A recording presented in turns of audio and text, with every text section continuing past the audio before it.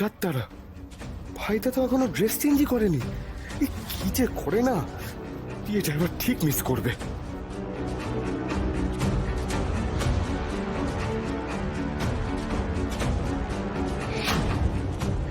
কাকিমুনি আমার পিছুই ছাড়ছে না, ঈশান ছায়ার মতো ঘুরে বেড়াচ্ছে আমার সাথে। আমি না এবার পাগল হয়ে যাব। আমি জানি না আমি রেডি হব কি করে। ভাইদা 10 মিনিটের মধ্যে তোর বিয়ে, হয় গিয়ে তৈরি হ আর নয়তো চুলোয় যা।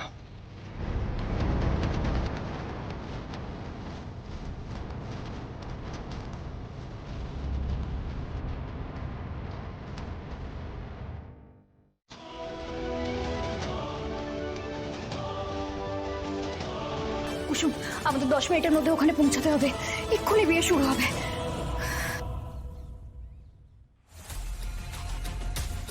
কাকিমুনি ওই যে দেখো, কাকাই কাকাই, দেখো দেখো।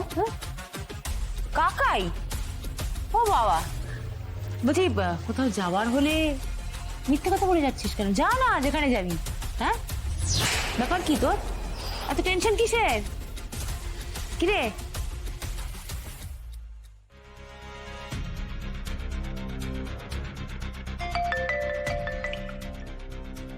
বাচ্চা ঈশান, হেল্প কর। কাকিমুনি আমার পিছু না ছাড়লে রেডি হতে পারবো না আমি। শুভ মুহূর্ত পেরিয়ে যাবে, বিয়ে হবে না আমাদের। তুই কিছু কর ভাই।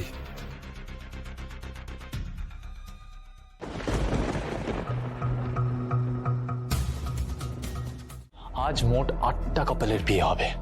আর তাদের মধ্যে শেষ দুজন ঈশান সাহেবের বন্ধু। আমাদের সঠিক সময় ওখানে পৌঁছে ওদের দুজনের জায়গা নিতে হবে।